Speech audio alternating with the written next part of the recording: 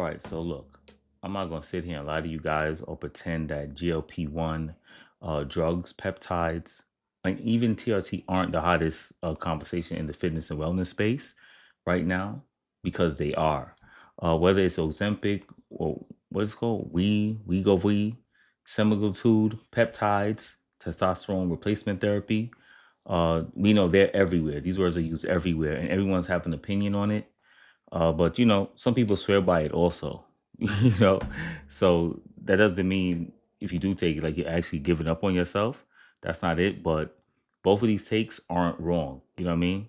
So today we're gonna go take a look at this, like we always do on my channel. We cut through the noise and we look for the actual science and real world experience, the benefits and the risk. So we're figuring out, what these stuff actually mean for people who are serious about their fitness and their health. It's a judgment-free zone over here at Alchemy Fitness. There's no hype, just the truth. All right, so let's get into it. All right, so peace for you already know who it is. So it's a hot topic. We're just gonna go into it. All right. So with these drugs, there's a lot of confusion of what's going on around them, and people really don't have a proper understanding of them. All right. So GLP-1 stands for glucagon like peptide 1, right? It's a hormone your body naturally produces, mainly in your gut. So when you eat, it tells your brain, hey, we're full. That's what it does. So, it helps regulate your insulin and slow down how fast your stomach empties. All right. And one thing with drugs too, remember, most of these things are just hormone manipulators. All right. So always keep that in mind. So now when you do drugs like Ozempic and Wegovy, they're synthetic versions of that hormone. All right. So they're called GLP-1 receptor agonist, right? Meaning they mimic what your body naturally do. All right. So the GLP-1, just a way more powerful. It's just more powerful and it goes for it for a longer time. All right. So originally these drugs were developed for type 2 diabetes. So it goes back to insulin sensitivity, everything like that. So Ozempic is a semaglutide, was approved for diabetes management. That's why the weight loss is so rapid when you take those things too.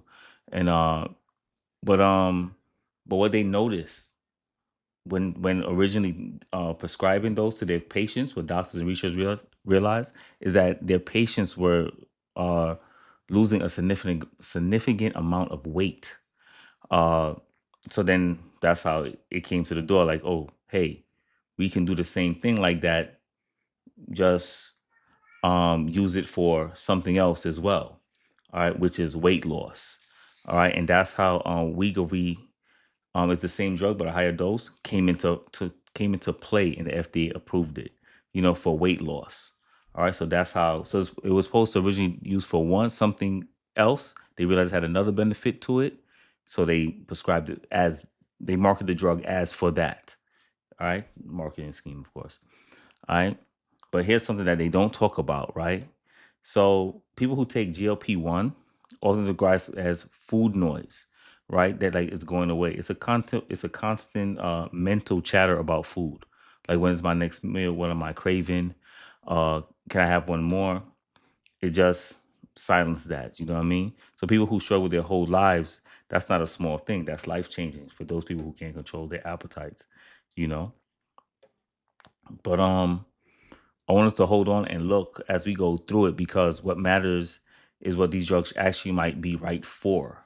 I had a client who actually was on it. She told me she'd end up taking it, but she said when she takes it, um, although it curbs her appetite, but when she's hungry, it doesn't make her want to eat the right food. She just wants to eat something, whatever's in sight. So she ended up having the seafood diet. Seafood she wants to eat. All right. Hopefully that's not you guys. I'm just throwing that out there. All right. So cool. So let's talk about the pros, right?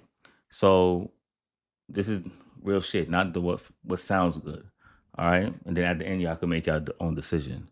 So according to the clinical data trial on semaglutide is actually impressive, right? When we did the research, it says that the average weight loss is 15 to 20% of body weight over about a year and a half. So for someone who's struggling with obesity and metabolic disease for years, that is meaningful. That changes help. Um, changes your health outcomes. It reduces the risk of heart disease, diabetes, joint issues, and sleep apnea. You know what I'm saying? So that is a good thing, right? Uh, Also, this is a select trial that ran with the same drug. It it reduced major cardiovascular events by 20% in people who are overweight or obese, but didn't have diabetes. So that's key. That's real big because your heart matters because your heart is the pump for your body, right? So if you have a strong heart, most likely you'll live a little bit longer. All right. Also, it helps with blood sugar regulation, which is insulin sensitivity, and reduce inflammation, which is perfect for people who are pre-diabetes or type 2 diabetes who has type 2 diabetes, pardon me. These drugs are generally transformative, you know. And I think this right here is underrated for it. If you have a compulsive eating disorder or binge restrict diets or constant food preoccupation, you might you might not understand how freeing it is when that quiets down. So it definitely helps curb your appetite so you're more in control. You see what I'm saying? So GLP-1 creates a window for like mental clarity that allows the person who's taking it uh, for them to actually build healthy habits without fighting their own biology every single day. So on that aspect, it's more of a pro, right? Because it gives an opportunity for a better way of health in that aspect, you know. So now, of course, I'm gonna keep it real, but there are also some cons too.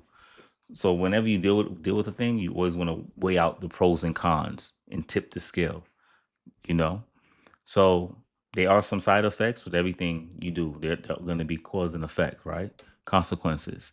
But some of the side effects are nausea, vomiting, diarrhea, constipation.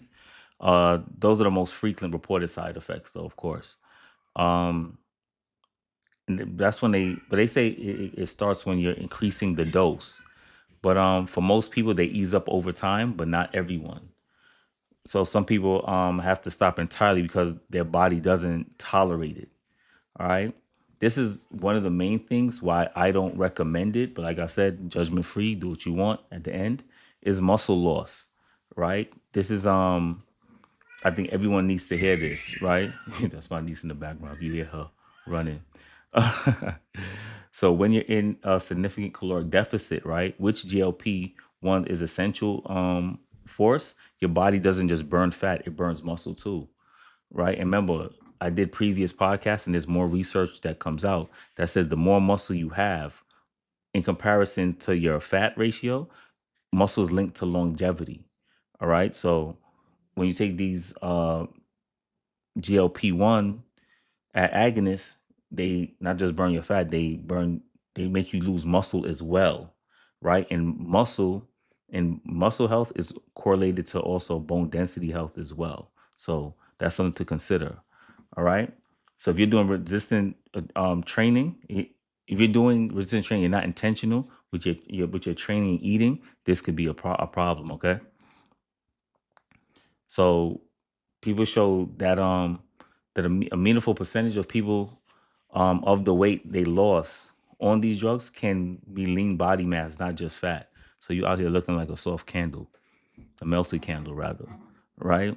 So not just slowing down your metabolism, but it's harder to maintain weight long term. That affects your strength, energy, and your quality of life. All right. This is why these drugs and fitness are not separate conversations because they have to go hand in hand. All right. Now, the big question is what happens when you stop? Because I don't think you should want to be on medication for a very long time, right? Or forever, right? So the researchers are saying, and it's pretty clear, that when you stop taking GLP-1 medication, a significant portion of the weight comes back. Within a year of stopping, people regain on average about 2/3 of what they lost. Why? Because the drug is managing a symptom. The appetites, the hunger signals, is not building habits, the muscle, the metabolic foundation underneath. right? So when it's gone, those biological drives come back. So it's like you're looking for a magic fix, basically. And this is what, and I did videos before where I talk about the importance of fitness and strength training. It just not also builds your body; it builds an intangibles, which is like your character and certain habits that you develop along your fitness journey that no one can take away from you. So when you take these shortcuts, you're taking these medications, remember this aspect, whether it's surgery, these type of medication, there's always a missing component there that you cannot buy when you do it the right way, quote unquote. This is just as a personal trainer speaking, all right? But like I said, judgment free zone. All right. So another thing too is the cost. If you got money to spend, you could donate to the United Negro Tristan Fund because Ozempic can run up to $900 to $1,000 or more per month without insurance. And others are similar as well. So not everyone has that type of access, and it creates a real equity issue in who benefits from this technology worth naming. You know what I'm saying? And not only that, another con too, they're still learning about these drugs. Much case studies they've done, they're always trying to find more about it with the long-term effects at higher doses, how much weight, all these things play a part also in how these drugs affect you long term. So, you know, keep in mind because it may affect your other organs like your pancreas, your thyroids. They found that by doing it with certain animals, those are some of the long-term effects of this too as well. All right. So they don't have 20-year data on this as yet. So it's really something to think about. All right. So now that's a GLP-1. Another topic is peptides, right? So peptides are short chains of amino acid. Amino acids are what building blocks of protein, right?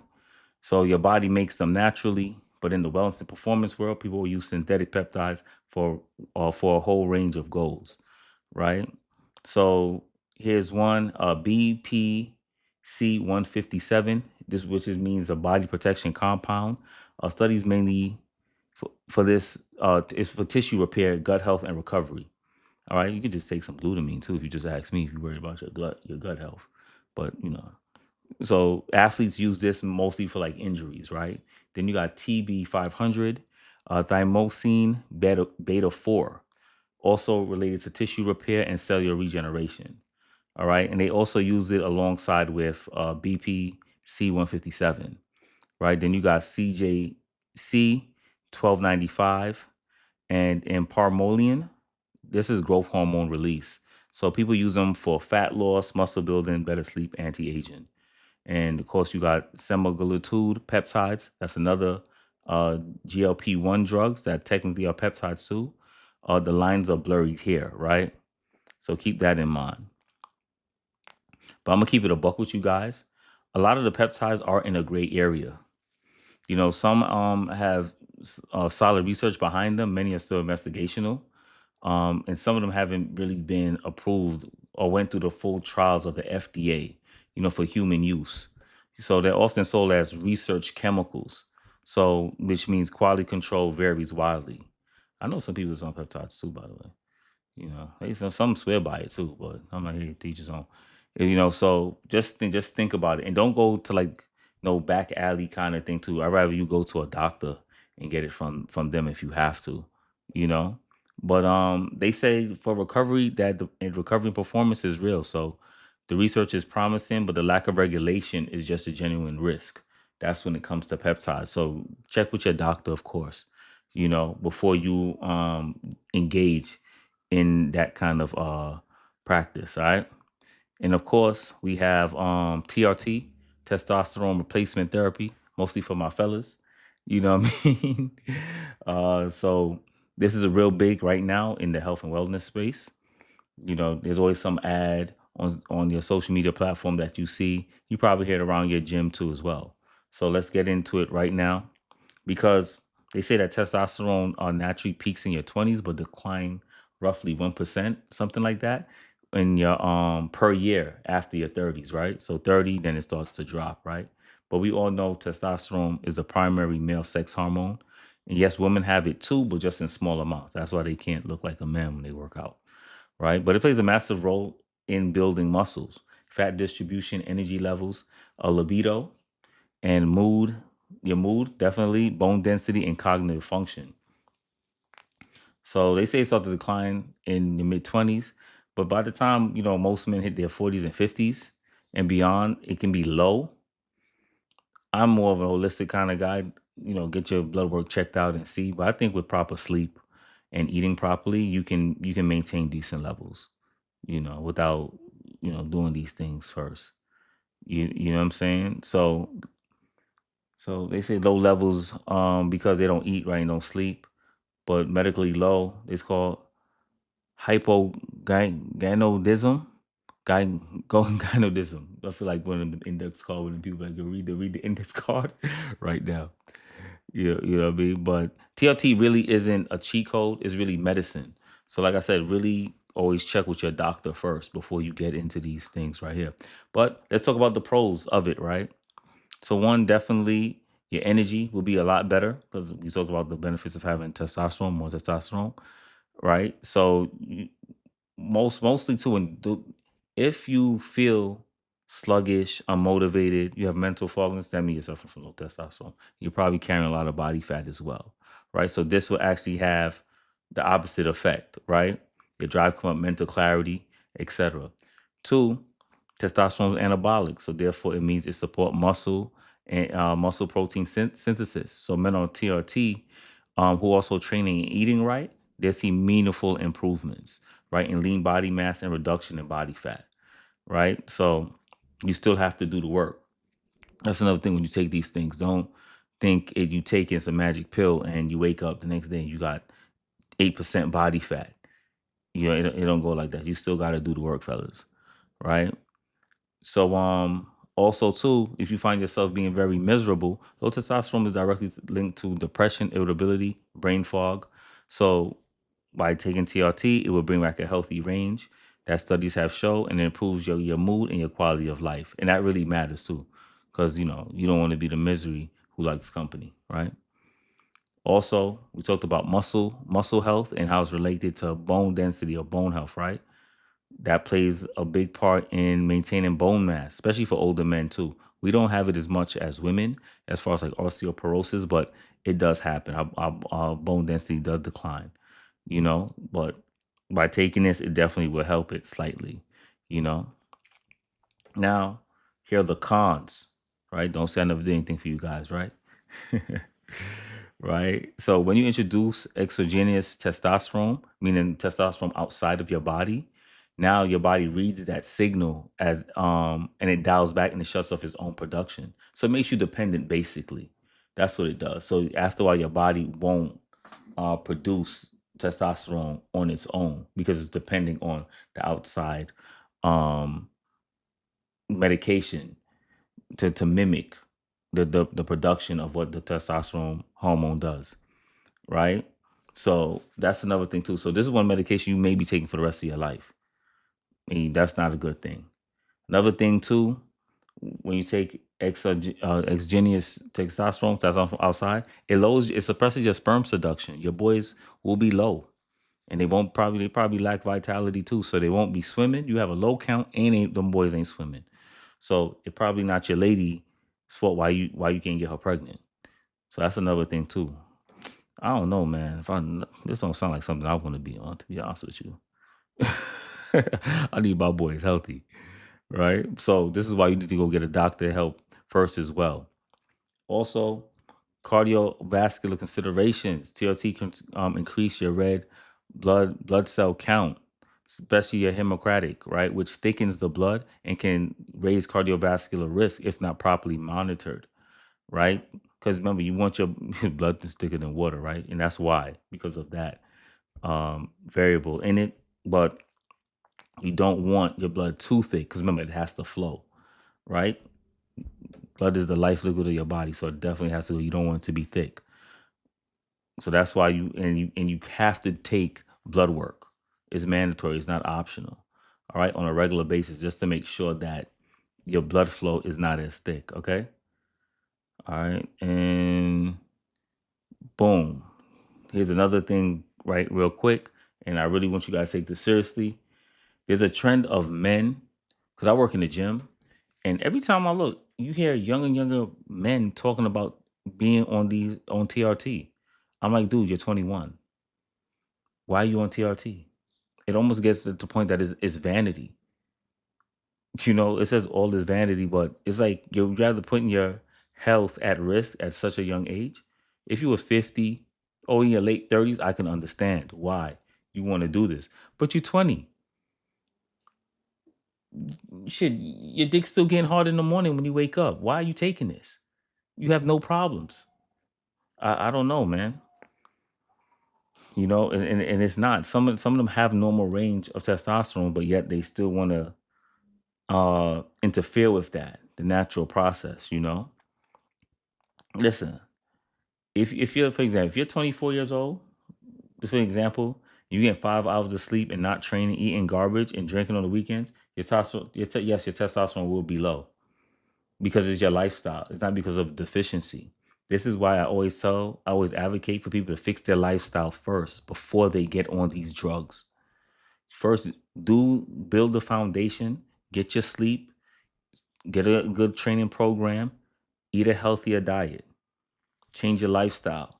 If that doesn't work over a protracted period of time, then yes, you may want to see a doctor and get on these drugs to assist you with this. Then it's for health purposes. But if you're just taking it just to take it, you're gonna cut yourself short, man, and do more harm to yourself in the long run. All right. I know we're in a time where it's about shortcuts. We want the TV dinner. We wanted the results tomorrow. But remember, you didn't get like that in the condition that you're in overnight. So just make the switch slowly. If you can do it cold turkey, then do it. But your health is at risk. Always keep that in mind, man. You know what I'm saying? Shit, and half y'all ain't competing on no stage anyway. Keep it a buck. So honestly, guys, just think about it. Like I said, it's all up to you at the end of the day. I'm just trying to give you guys the truth and to make the right decision when it comes to your health, right? So when it comes to GLP-1 drugs, it's a medical tool. Like all medicine, it's really just a tool.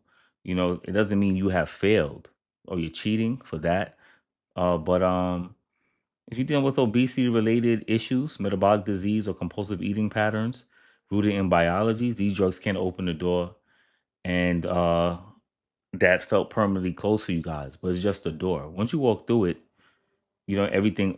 Once it wide open, it's everything for you. You know what I'm saying? But I still think even on the drugs, you still should be building certain habits to get yourself off to wean off on it. It's almost like training wheels, if you want, if you will. You know what I'm saying? Don't be on it and you're not lifting. You need to lift, especially on GLP-1. You got to lift. 'Cause remember, it correlates with losing muscle. All right, and muscle is important, and you got to hit your protein at least 1 gram per body weight, just for ideal to hit a sweet spot. You know, get a prescription from your doctor. When it's TRT, same thing, guys or girls, same thing. Make sure your lifestyle is on point for the most part. You're trying to live a healthier lifestyle, and if you don't see the improvements that you want, or it's not in a healthy range, then I would suggest you go see a doctor and get some help and get some assistance with that. All right. So, with peptides, it's the same thing as well. But you at the end of the day, you have to ask yourself, why are you taking this? And be honest with yourself. Is it because you don't want to do the work, or you really need the help, or you're just trying to get a shortcut, right? Because at the end of the day, you have to live with yourself with decisions that you make. You know what I mean? So I hope you guys found this useful. I found it useful, interesting doing the research because I have clients too that sometimes these are conversations that we have. And I just wanted to bring this to the forefront from you guys too. And keep doing the research on it as well. Just don't take my word for it as well. All right, guys? So this is Alchemy Fitness signing off. Trying to transfer from lead to gold. Train hard, train smart, and train safe. Till next time. Peace.